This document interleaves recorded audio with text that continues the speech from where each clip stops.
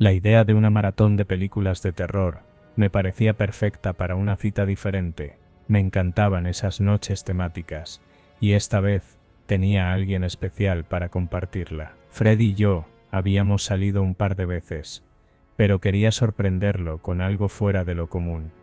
Me pasé la tarde decorando la sala, puse mantas cómodas, un par de almohadas y velas en varios rincones, para darle un ambiente más acogedor y misterioso. No era la primera vez que hacía algo así, pero esta vez sentía un entusiasmo diferente.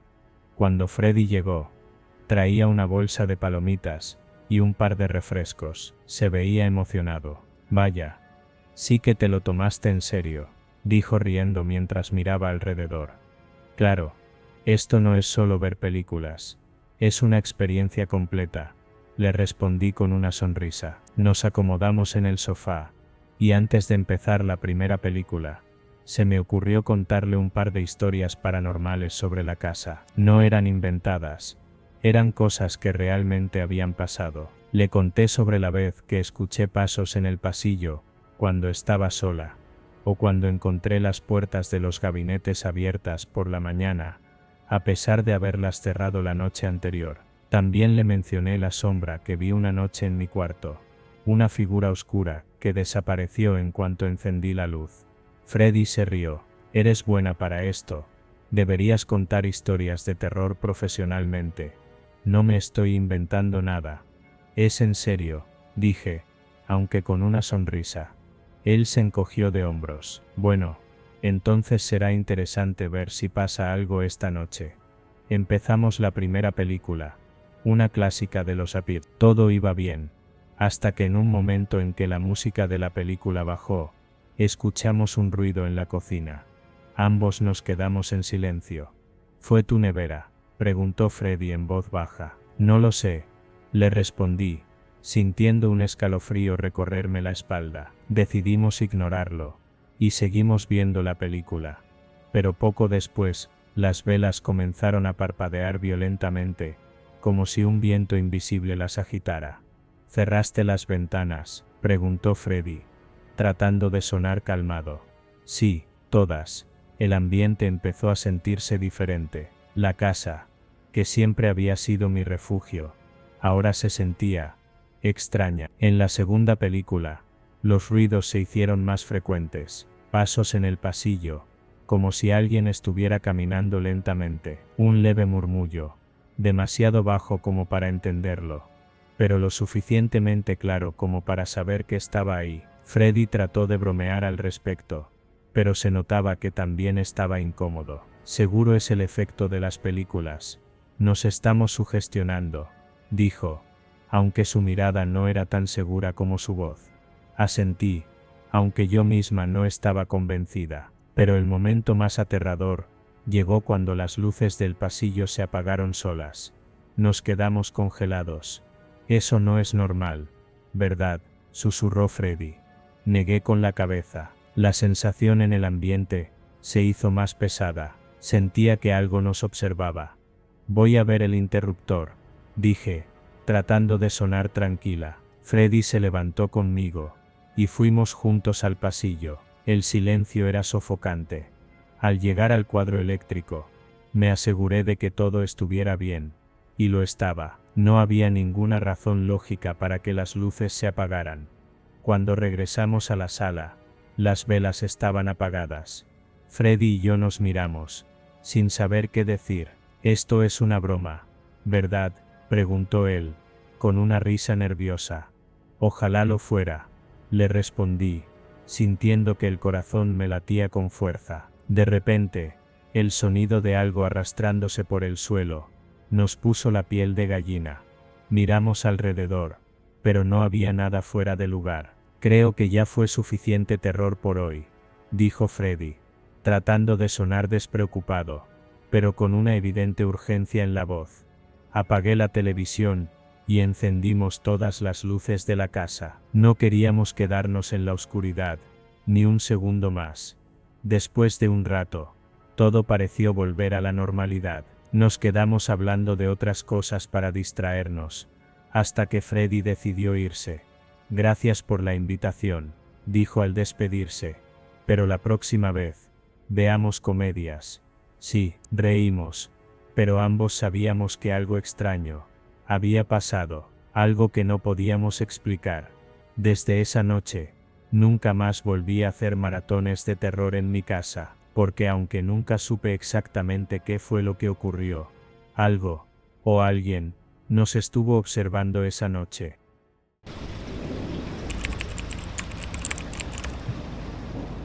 Desde que conocí a Marcos, supe que compartíamos un gusto especial por lo macabro. Nos encantaban las historias de terror, los lugares embrujados, y todo lo que tuviera un aire de misterio.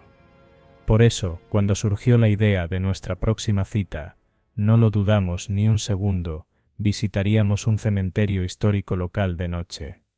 Habíamos leído sobre el lugar, era uno de los más antiguos de la ciudad, con tumbas que databan del siglo XIX, y una lista interminable de leyendas urbanas, historias sobre espectros que caminaban entre las lápidas, sombras que se movían entre los mausoleos, y un viejo sepulturero, que según decían, aún rondaba por el lugar, a pesar de haber muerto hace décadas. Nos encontramos cerca de la medianoche, en la entrada del cementerio. Marcos llevaba una linterna potente, y yo había traído mi celular, con la idea de grabar cualquier cosa extraña que ocurriera. Si algo raro pasa, al menos tendremos pruebas, bromeé, aunque en el fondo sentía un ligero escalofrío.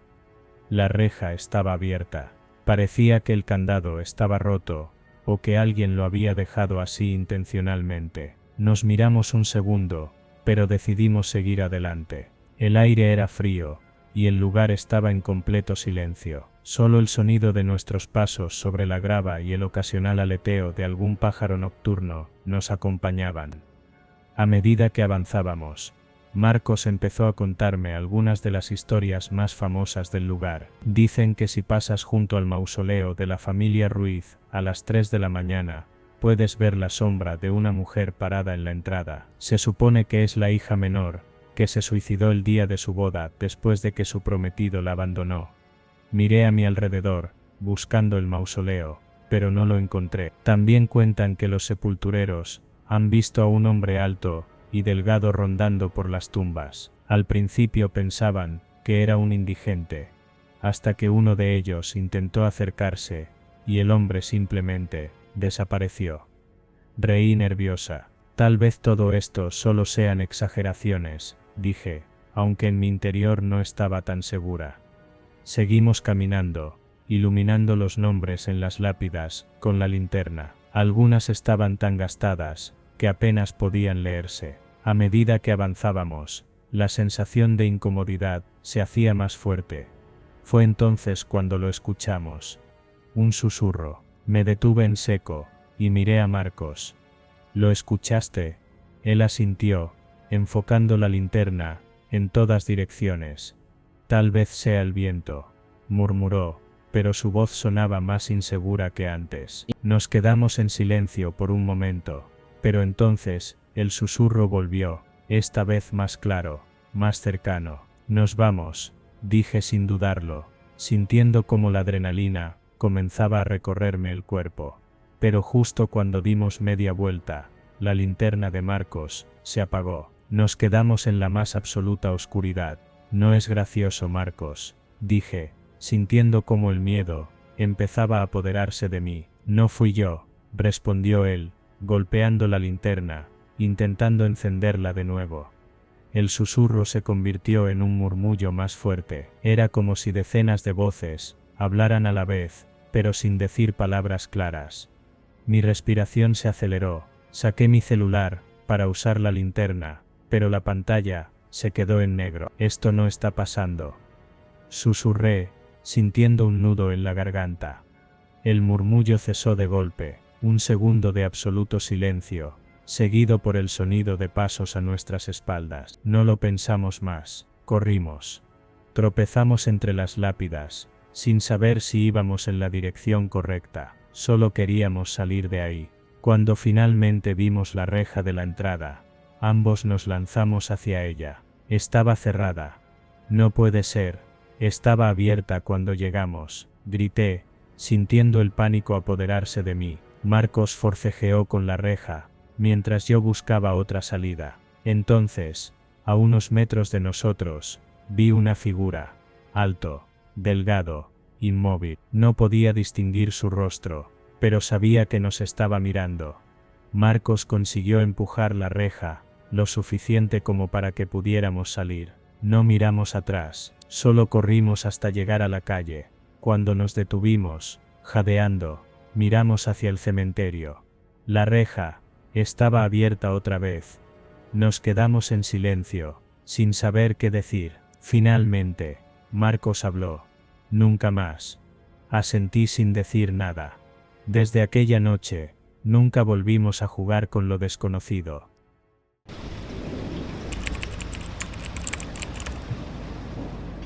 Desde que mi mejor amiga Valeria murió en aquel accidente, no había pasado un solo día sin pensar en ella. Sentía su ausencia como un vacío imposible de llenar, y aunque trataba de seguir adelante, la tristeza me consumía. Fue entonces cuando Pedro, mi cita de hacía algunas semanas, me propuso algo que al principio me pareció absurdo: jugar a la Ouija. Estábamos sentados en su auto, con la música baja, cuando sacó el tema. Sé que la extrañas mucho, Jazmín, y, tal vez, hay una forma de despedirte de ella. Lo miré con el ceño fruncido, sin entender bien a qué se refería. ¿De qué hablas? Pedro sonrió con un aire de misterio, y sacó su teléfono. Me mostró una imagen de un viejo tablero de Ouija. Sé usarla, la he probado antes. Tal vez podamos contactar a Valeria y decirle lo que sientes. Mi primera reacción fue rechazar la idea. No creía en esas cosas, pero a medida que pasaban los días, la curiosidad y el deseo de volver a sentir la presencia de mi amiga empezaron a ganar la batalla.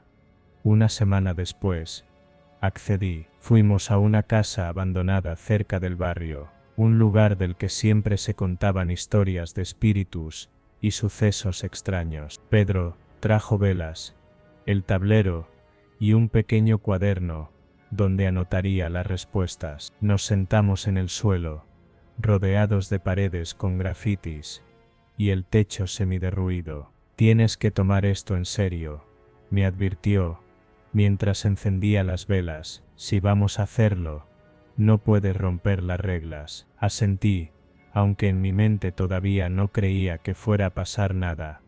Colocamos nuestras manos sobre el puntero de la Ouija. Si hay algún espíritu presente, manifiéstate, dijo Pedro en voz baja. Por un momento, nada ocurrió. Luego, el puntero se movió lentamente hacia el sí. Me tensé de inmediato y retiré las manos. Pedro, no juegues. No fui yo, Jazmín.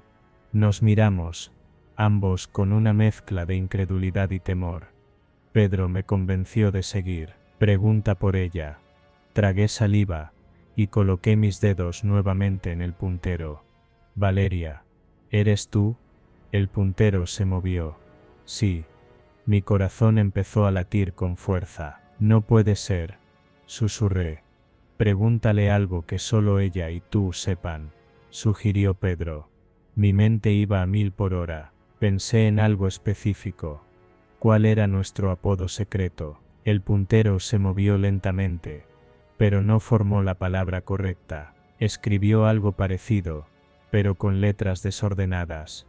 Tal vez le cuesta comunicarse, dijo Pedro.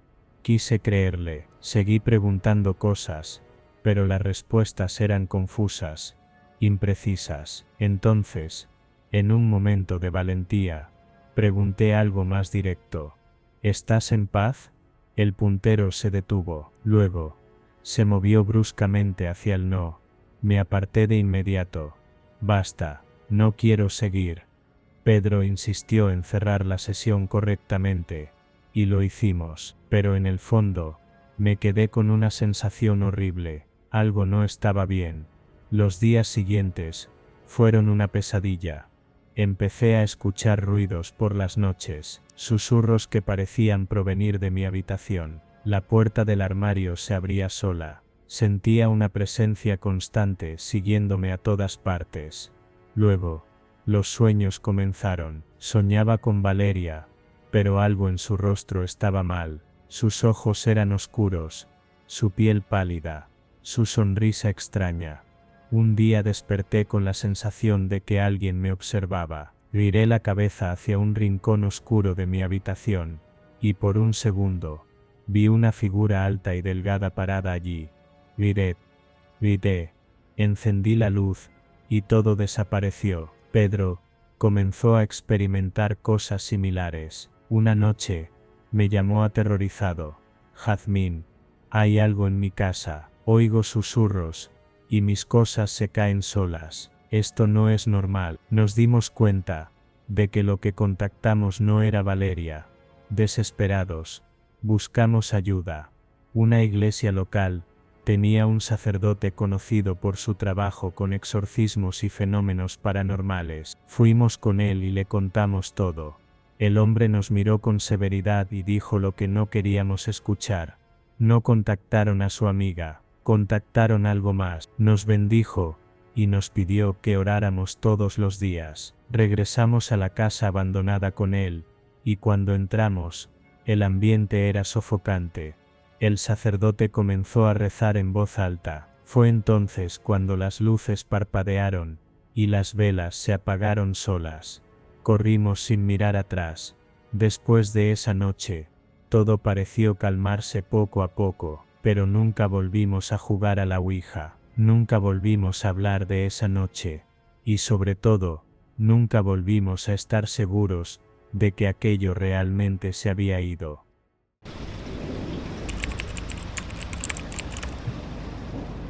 Desde hacía semanas, mi sueño estaba plagado de imágenes extrañas. No eran pesadillas en el sentido tradicional, pero me despertaba con una sensación pesada en el pecho. En mis sueños, escuchaba una voz llamándome, suave pero persistente, repitiendo mi nombre una y otra vez. Siempre despertaba, sintiendo la necesidad de hacer algo, aunque no sabía exactamente qué. Fue en esos días cuando Carla volvió a escribirme. Ya lo había hecho antes, con insistencia, pero nunca le había prestado demasiada atención. No teníamos amigos en común ni recuerdo haberle dado mi número, pero parecía saber mucho de mí. Sus mensajes eran amables, demasiado amables, como si habláramos desde hace años. Quizás por la falta de sueño, o quizás porque su nombre me sonaba cada vez más en la cabeza, terminé aceptando su invitación a salir. Nos encontramos en una cafetería cerca de su casa. Desde el primer instante en que la vi, algo dentro de mí se agitó, como si ya la conociera de antes. Me sonrió con una calidez que no esperaba, y me saludó con una familiaridad inquietante. Durante la conversación, noté que me observaba con demasiada atención. Sus ojos oscuros se clavaban en los míos cada vez que hablaba, como si intentara absorber cada palabra, cada gesto. Había algo en ella que me hacía sentir atrapado, como si una parte de mí no pudiera apartarse.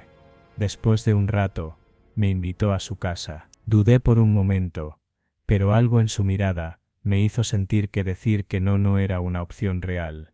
Su casa era un departamento pequeño, pero decorado de una manera peculiar. Velas en las repisas, cortinas gruesas que bloqueaban la luz, y un aroma a incienso impregnaba el ambiente. Me ofreció algo de beber, y comenzó a hablar sin parar. Me costaba seguirle el ritmo. Su manera de hablar era rápida, ansiosa, como si temiera que el tiempo se acabara.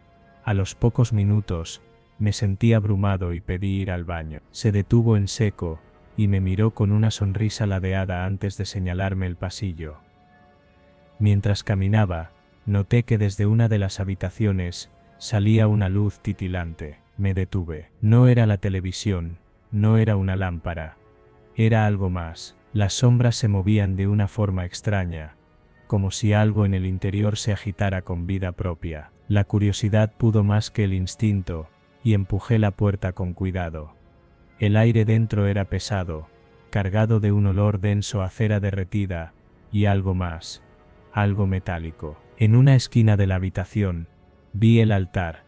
Era un espacio cubierto de velas dispuestas en círculo. En el centro, sobre una tela oscura, estaban mis fotos, muchas fotos. Algunas eran de mi perfil en redes sociales, pero otras eran de momentos en los que no recordaba haber sido fotografiado. En la calle, en mi trabajo, incluso en mi casa. Entre las fotos, había objetos que reconocí de inmediato. Mi llavero, un boleto de cine que había perdido hace semanas, una de mis pulseras favoritas que juraba haber extraviado en casa de un amigo.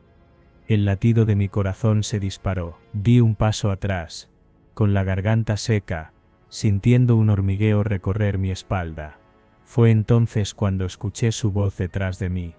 Sabía que lo encontrarías. Me giré de golpe, y ahí estaba Carla, en el umbral de la puerta, sonriendo. ¿Qué es esto?, pregunté con la voz quebrada. Ella inclinó la cabeza, como si la pregunta no tuviera sentido. Eres especial, Nicolás, siempre lo has sido, solo necesitabas escucharme. Mi cuerpo entero se tensó, la sensación de pesadez en el pecho volvió con más fuerza, como si una parte de mí reconociera algo que mi mente no alcanzaba a comprender. Ella dio un paso adelante, y yo di uno hacia atrás. No te asustes, susurró. Esto es algo bueno, siempre hemos estado conectados. No sé cómo logré moverme. Mi cuerpo entero me gritaba que corriera, que saliera de ahí de inmediato. Me lancé hacia la puerta, y pasé junto a ella sin detenerme. Escuché su risa baja mientras me alejaba. Nos veremos pronto, Nicolás. No miré atrás, corrí hasta mi auto, y arranqué con manos temblorosas. Esa noche, apenas logré dormir, pero cuando lo hice, volví a soñar con la voz que me llamaba. Solo que ahora, en el sueño, Carla estaba ahí, esperándome, con la misma sonrisa ladeada.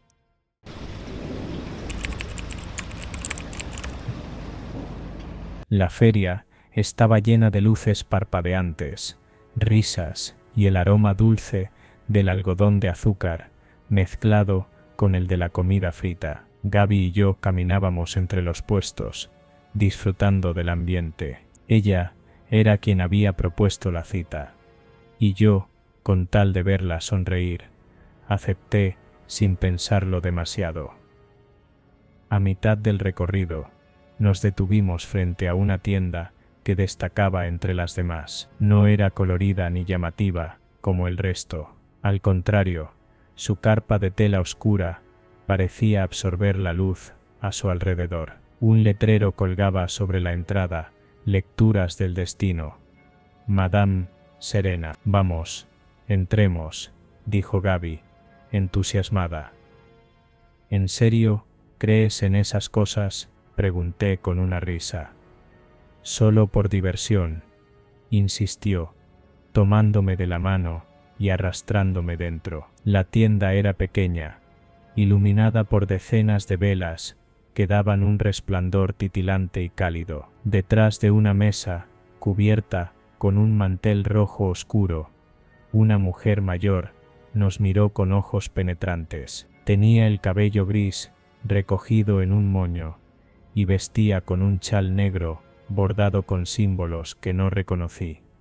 Siéntense, dijo con una voz rasposa. Gaby y yo nos acomodamos en las sillas frente a ella. En el centro de la mesa había un mazo de cartas desgastadas. La mujer tomó el mazo y comenzó a barajar sin apartar la mirada de nosotros. Veamos qué les depara el destino, murmuró, extendiendo las cartas con movimientos precisos.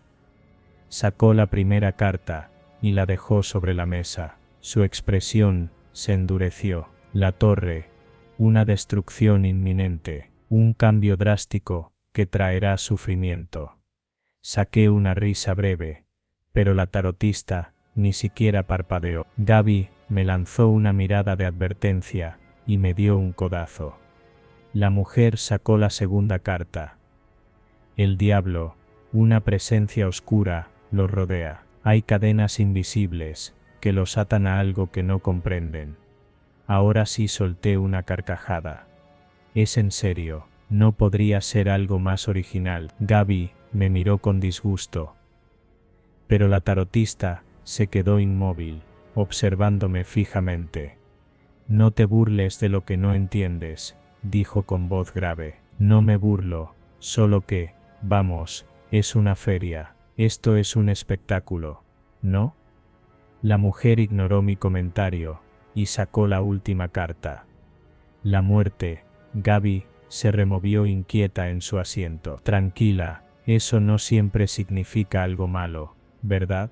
Intentó justificarse. Pero la tarotista la interrumpió con un tono más bajo y severo. No en este caso, hay algo que lo sigue, algo que está cerca. De repente, una de las velas en la mesa parpadeó y se apagó. No había viento. Gaby y yo nos miramos. ¿Cómo hiciste eso?, pregunté. La tarotista no respondió. Su expresión era tan dura que por un segundo sentí un escalofrío en la nuca. Otra vela se apagó. La mesa vibró levemente. Gaby se tensó. Ya basta, ¿cómo estás haciendo esto?, pregunté con una risa nerviosa. La mesa tembló con más fuerza. Las demás velas comenzaron a apagarse una por una. Gaby se levantó de golpe.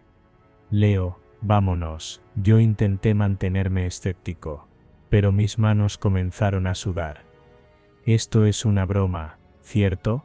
La tarotista se inclinó levemente hacia adelante. Sus ojos estaban más oscuros que antes. No deberías reírte de los espíritus, muchacho.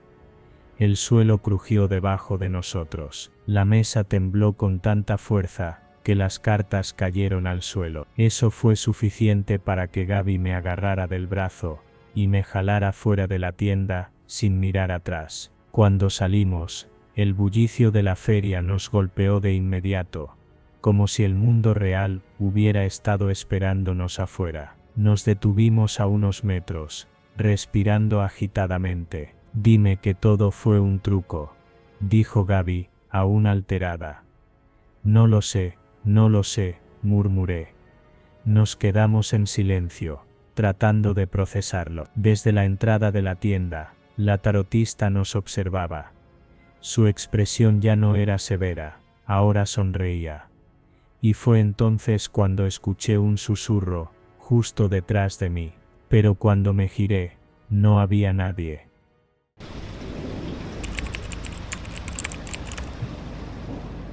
El parque estaba completamente vacío cuando llegamos. Era un espacio enorme, con bancas oxidadas, columpios desvencijados y senderos agrietados por el paso del tiempo. Habíamos elegido ese lugar porque queríamos algo diferente, algo emocionante, un sitio donde pudiéramos estar solos sin preocupaciones. ¿Segura que quieres quedarte aquí?, preguntó Matías, mirando alrededor con cierta incomodidad. Sí, es perfecto, respondí con una sonrisa. Solo míralo, es tranquilo y nadie nos molestará. Él soltó una risita nerviosa y sacó la manta que habíamos traído. La extendió sobre el suelo seco y nos sentamos. El lugar tenía una sensación extraña, como si no perteneciera al tiempo presente. No se escuchaban carros en la lejanía, ni pájaros, ni el sonido del viento moviendo los árboles. Solo el silencio, denso, pesado. Aún así, intentamos ignorarlo. Nos reímos, nos besamos, hablamos de cualquier cosa, para que la inquietud no se apoderara de nosotros. Fue cuando Matías revisó su teléfono por costumbre que notamos algo raro. No tengo señal, dijo frunciendo el ceño. Debe ser por la zona, respondí sin darle importancia. Revisé el mío y tampoco tenía cobertura. Un escalofrío me recorrió la espalda, pero no dije nada. Seguimos en lo nuestro, hasta que de repente, sin advertencia, la luz del día empezó a cambiar. Era como si alguien hubiera girado un dimmer en el cielo. Primero bajó la intensidad del sol, luego la luz se volvió opaca y grisácea, y en cuestión de minutos, todo parecía envuelto en una penumbra casi nocturna. Matías se quedó congelado, con la mirada fija en el cielo. «¿Qué mierda?», susurró. Me incorporé de golpe. El parque, que antes tenía ese aire decadente pero soportable, ahora se sentía como un lugar completamente distinto. La sensación de pesadez se intensificó. El aire parecía más denso, más difícil de respirar. Tenemos que irnos, dije, recogiendo la manta con manos temblorosas. Matías sacó su teléfono nuevamente. Se apagó, susurró. Miré el mío y también estaba sin batería. Eso es imposible. Tenía más del Partensitros cuando llegamos, dije, tratando de ocultar el temblor en mi voz. Nos apresuramos hacia el camino por el que habíamos entrado, pero tras caminar varios minutos, nos dimos cuenta de que algo no estaba bien. ¿No deberíamos haber salido ya?, pregunté. Matías miró a su alrededor, con una expresión de pánico. No sé, creo que estamos caminando en círculos. Volvimos sobre nuestros pasos, y efectivamente, llegamos al mismo punto de antes. Esto no tiene sentido, dije con la voz quebrada. Solo hay un camino. ¿Cómo podemos estar perdidos? Intentamos otra dirección, y otra, pero todo parecía doblarse sobre sí mismo. Era como si los senderos se movieran, como si jugaran con nosotros. El miedo se transformó en desesperación. Corrimos, gritamos, intentamos seguir cualquier referencia visual, pero siempre terminábamos en el mismo lugar. El aire se hizo más frío.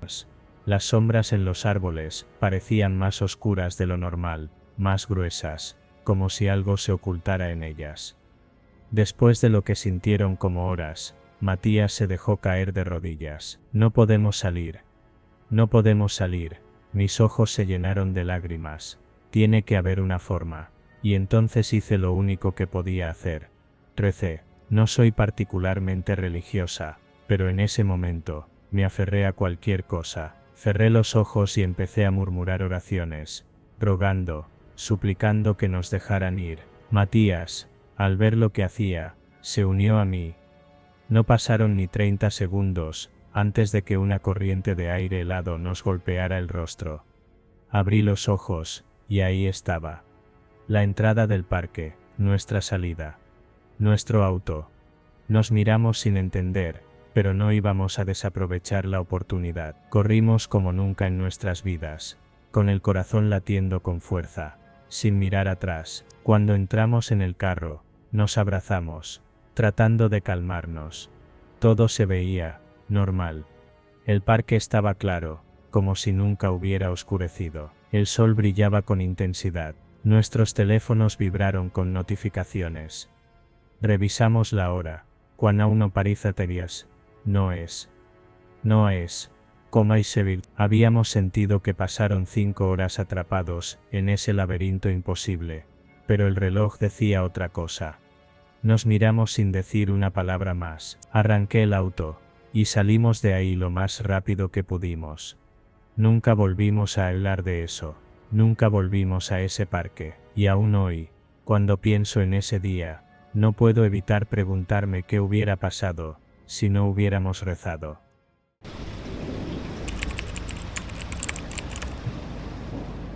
La noche de Halloween siempre había sido una de mis favoritas. Me encantaban las ferias temáticas, los disfraces, el ambiente misterioso, así que, cuando Lucas y yo planeamos nuestra cita en la feria de Halloween, no dudé ni un segundo. La pasamos increíble, entre casas del terror, juegos y dulces. Al final de la noche, lo invité a quedarse en mi casa. Era una casa pequeña pero acogedora, con muebles sencillos y cálidos. Mi perro, Dante, un pastor alemán leal y protector, nos recibió con entusiasmo cuando entramos. Como siempre, olfateó a Lucas, se aseguró de que no representaba un peligro, y luego se acostó en su rincón habitual. Nos preparamos para dormir, sin darle mayor importancia a la fatiga del día, pero apenas apagamos las luces, Dante comenzó a comportarse raro. Primero, se quedó mirando fijamente una de las esquinas de la habitación. Yo conocía bien a mi perro, y sabía que, cuando hacía eso, generalmente era porque había algo que le llamaba la atención, pero ahí no había nada. Dante, ven aquí, le llamé, pero no se movió. Lucas se rió suavemente. Tal vez vio su reflejo en la ventana o algo así. No, él no es así, respondí. El perro dejó escapar un gruñido bajo. Se puso en posición de alerta, con las orejas erguidas y los ojos fijos en la esquina vacía. Me estremecí. Vamos a dormir, dijo Lucas, tratando de tranquilizarme. Es solo un perro siendo un perro. Intenté no pensar en ello, pero mi cuerpo estaba tenso cuando cerré los ojos. No pasó mucho tiempo antes de que escucháramos el primer ruido. Era un crujido, como el de una ventana abriéndose. Lucas y yo nos incorporamos al mismo tiempo. Eso fue hierro. Me puse de pie y revisé la casa. Efectivamente, la ventana del pasillo estaba abierta. ¿Estaba cerrada cuando nos acostamos?, preguntó Lucas. Sí, yo la cerré, él la aseguró, y volvimos a la cama. Pero Dante seguía inquieto. Se movía de un lado a otro, olfateaba el aire, y lanzaba gruñidos cada cierto tiempo. Intenté calmarme, pero entonces volvió a pasar. Otro sonido. Esta vez, en la cocina. Nos levantamos otra vez y encontramos una ventana abierta. Esto no tiene sentido, dije con un nudo en la garganta. Yo cerré todas antes de dormir. Lucas me miró con la misma expresión de incredulidad que sentía yo. Aseguramos de nuevo las ventanas, pero esta vez nos acostamos con la decisión de ignorar cualquier otro ruido. Tal vez el viento, tal vez un problema con los seguros, cualquier explicación racional era mejor que aceptar la creciente sensación de que algo no estaba bien. Nos cubrimos con la manta y nos prometimos no levantarnos más. Dante, sin embargo, no se relajó. Se sentó junto a la puerta del dormitorio y gruñó en dirección al pasillo durante un largo rato. No recuerdo en qué momento me quedé dormida, pero fue una noche inquieta. Cuando despertamos, lo primero que vi fue a Dante. Estaba en la misma posición, pero ahora completamente alerta, con los pelos del lomo erizados. Seguí su mirada, y sentí que el estómago se me hundía. La puerta principal estaba abierta de par en par. Lucas también se despertó, y se quedó sin aliento al ver lo mismo. Corrí a revisar la casa. Todo estaba en orden. Nada faltaba, nada parecía fuera de lugar, salvo el hecho de que la puerta de mi casa, que yo había cerrado con llave, ahora estaba abierta como si alguien la hubiera abierto desde adentro. Dante se mantenía firme en la entrada, mirando fijamente hacia el exterior. Su postura era la de un perro protegiendo a su dueña de algo que él podía ver. Pero nosotros no. Me estremecí y miré a Lucas. Nosotros cerramos todo. Él asintió, pálido. Nos quedamos en silencio por un largo rato, solo observando la puerta abierta y a mi perro, que aún no se movía de su puesto de guardia. No dijimos nada, pero entendimos el mensaje. No habíamos estado solos esa noche.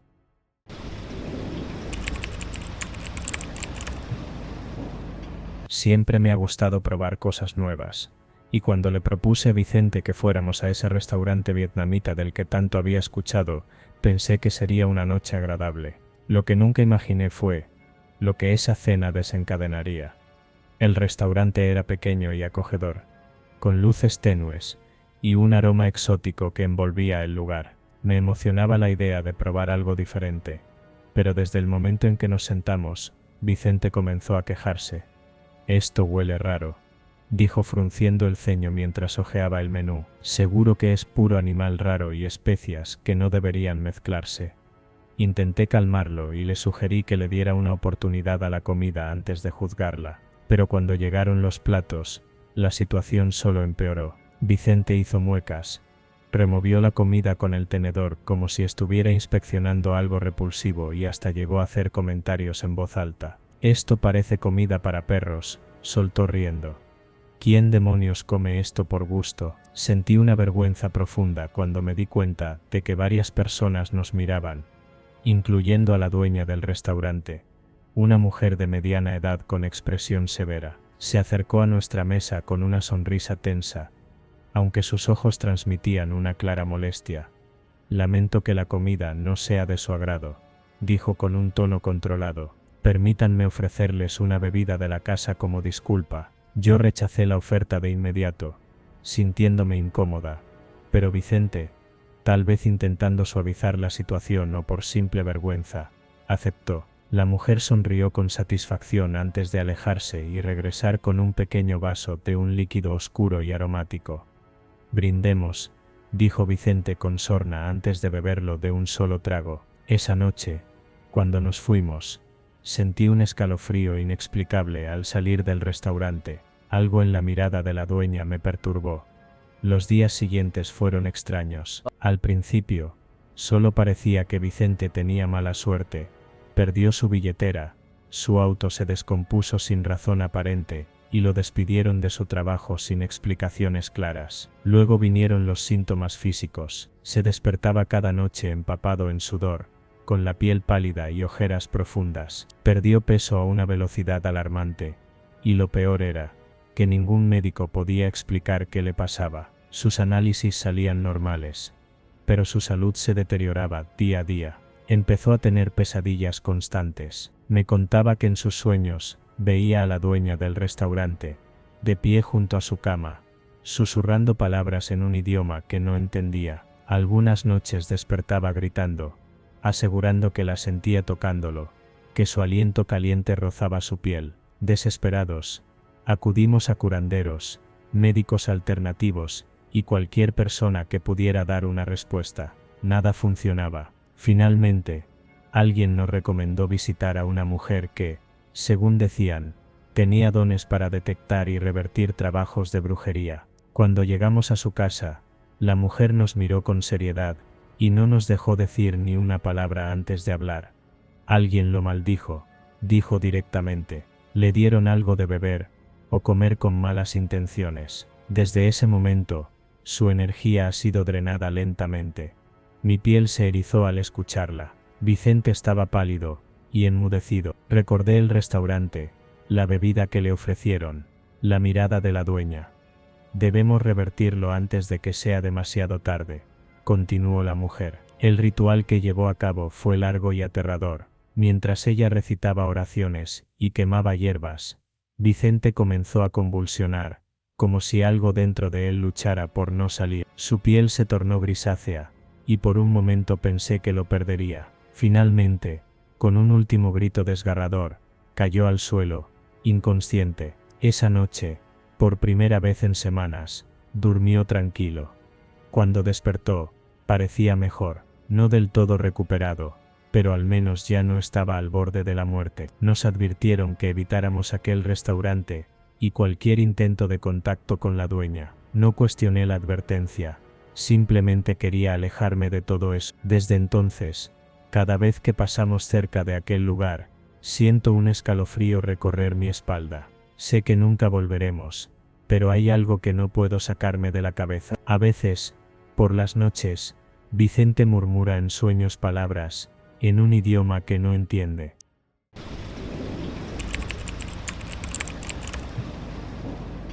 Salimos juntos como cualquier pareja normal lo haría. Era una tarde tranquila en el centro comercial, y yo estaba disfrutando de la compañía de Berenice, conociéndola mejor, tratando de que todo fluyera de manera natural. Todo marchaba bien, hasta que, entre las multitudes del pasillo, mi corazón se detuvo al verla. Romina, mi ex. Ella no se quedó quieta, no fue un simple cruce de miradas, y luego cada quien por su lado.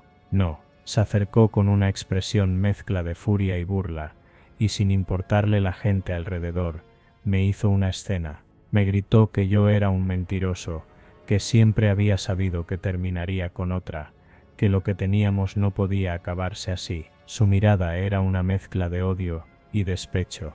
Finalmente, con un ademán teatral, se fue, dejándonos a Berenice y a mí en medio de la atención de decenas de personas.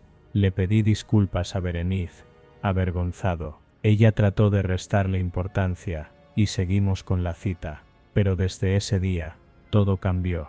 Berenice y yo comenzamos a pelear por pequeñeces. Celos injustificados, enojos repentinos, sentimientos negativos que antes no estaban presentes. Yo me sentía drenado de energía, cansado todo el tiempo. Berenice también decía que no dormía bien, que tenía pesadillas, que a veces sentía que alguien la observaba por las noches. Lo peor es que por mucho que lo intentáramos, nuestra relación estaba cada vez peor. No sabía cómo explicarlo, pero algo dentro de mí me decía que esto no era normal. Fue entonces cuando tomé la decisión de contarle a Berenice algo que me había guardado. Mi ex, Romina, practicaba la brujería, y no era la primera vez que, tras una ruptura, había pasado algo raro en mi vida.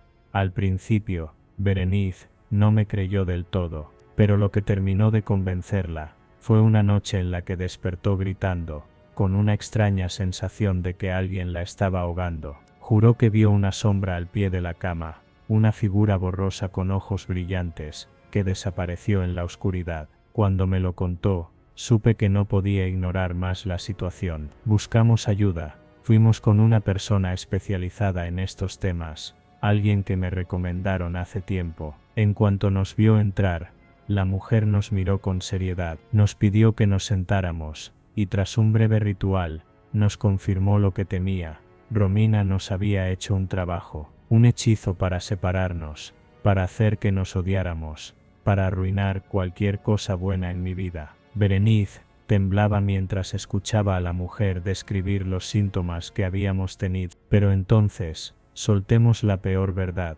Romina no era la primera en hacerme algo así. Antes de ella hubo otra, y antes de esa, otra más. Al parecer, sin darme cuenta, había estado involucrándome con mujeres que practicaban algún tipo de magia oscura, y cada vez que terminaba una relación, algo extraño ocurría en mi vida. La mujer nos dijo que podría limpiar lo que nos había hecho Romina, pero también nos advirtió que había algo más, algo que me seguía desde hacía años, algo que, tal vez, no fuera tan fácil de eliminar.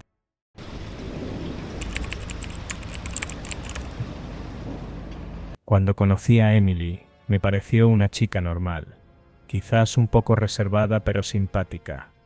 Tuvimos un par de conversaciones por redes sociales antes de decidir salir. Me llamó la atención su forma de expresarse, su voz pausada y cierta melancolía en sus palabras. Acordamos encontrarnos en una cafetería tranquila para hablar sin interrupciones. Durante la cita, la conversación fluía bien, hasta que me entró la curiosidad y le pregunté si había algo en su vida que fuera realmente extraordinario, algo que me sorprendiera. Emily se rió levemente y negó con la cabeza, diciendo que no tenía nada interesante. Yo insistí, diciéndole que todos tenemos alguna historia extraña que contar, que no podía ser tan aburrida. Me miró fijamente, y después de un momento de silencio me dijo que sí, que en realidad había algo, pero que no quería contarlo porque sabía que me asustaría, o no le creería. Ese comentario solo me hizo tener más ganas de saber. Le aseguré que no me asustaría, que lo que fuera me parecería fascinante. Ella suspiró y bajó la mirada antes de decir en voz baja: «Puedo salir de mi cuerpo». Me reí un poco porque pensé que estaba bromeando, pero cuando la miré noté su expresión seria. Le pregunté qué quería decir con eso, y me explicó que desde pequeña había tenido experiencias extracorporales. Podía separarse de su cuerpo, viajar a otros lugares y observar todo lo que ocurría mientras su cuerpo físico quedaba dormido. Dijo que no lo hacía a voluntad, que era algo que le sucedía espontáneamente y que había aprendido a controlarlo con el tiempo. La verdad, me incomodé un poco. No es que no creyera en esas cosas, pero nunca me había topado con alguien que hablara de eso tan seriamente. Intenté bromear, pero ella me miró con decepción. Me dijo que siempre le pasaba lo mismo, que la gente no le creía, hasta que les demostraba que era real. Preferí cambiar de tema, y seguimos la cita sin volver a mencionarlo. Al final de la noche, la dejé en su casa y me despedí con un abrazo. Todo parecía normal, no le di mayor importancia a lo que me contó, aunque debo admitir que me dejó pensativo. Esa noche llegué a casa, me duché y me acosté. No pasó nada fuera de lo común. Me quedé viendo una serie en el teléfono, hasta que me venció el sueño. Me desperté un par de veces durante la madrugada, sintiendo una extraña incomodidad, como si alguien estuviera en la habitación conmigo. pero pensé que era mi mente jugándome una mala pasada por la conversación con Emily. A la mañana siguiente, revisé el celular, y vi un mensaje de ella. Decía, ¿dormiste bien? Respondí con un simple sí, ¿y tú? Y ella contestó de inmediato. Sí, aunque pasé un rato contigo. Mi corazón dio un vuelco. Le pregunté qué quería decir con eso, y ella me respondió con un detalle aterrador. Me describió exactamente lo que había hecho la noche anterior, cómo me acosté en la cama con el teléfono en la mano, cómo lo dejé caer en el pecho antes de dormirme, cómo me levanté en la madrugada, para beber agua, y me quedé unos segundos mirando la ventana antes de volver a la cama. Me dijo que había estado en mi habitación, observándome, y que era una lástima, que no la hubiera notado. Se me heló la sangre. No había forma de que ella supiera todo eso. No vivía conmigo, no tenía acceso a mi casa, y sin embargo, describió cada detalle con precisión. Intenté convencerme de que tal vez era coincidencia, que estaba jugando conmigo, pero en el fondo, sentí un terror genuino. Me despedí rápidamente, y decidí no responderle más mensajes. Durante los siguientes días, me llegaban mensajes suyos diciéndome que podía visitarme cuando quisiera, que podía verme aunque yo no la viera. Me decía que podía entrar en mis sueños si lo deseaba, y que, tarde o temprano, yo entendería que lo suyo era real. Me asusté tanto que la bloqueé de todas partes, y hasta cambié de número. A partir de esa noche, empecé a dormir con la sensación de que alguien me observaba. A veces, en la madrugada, me despertaba de golpe sintiendo un peso en el pecho, como si algo invisible estuviera sobre mí. Algunas noches, creí ver una sombra en la esquina de mi cuarto, pero cuando encendía la luz, no había nada. No sé si era mi mente sugestionada, o si realmente ella estaba ahí. Nunca volví a saber de Emily, pero hasta el día de hoy, algunas noches, cuando el silencio es absoluto, y la oscuridad me rodea, siento que no estoy solo.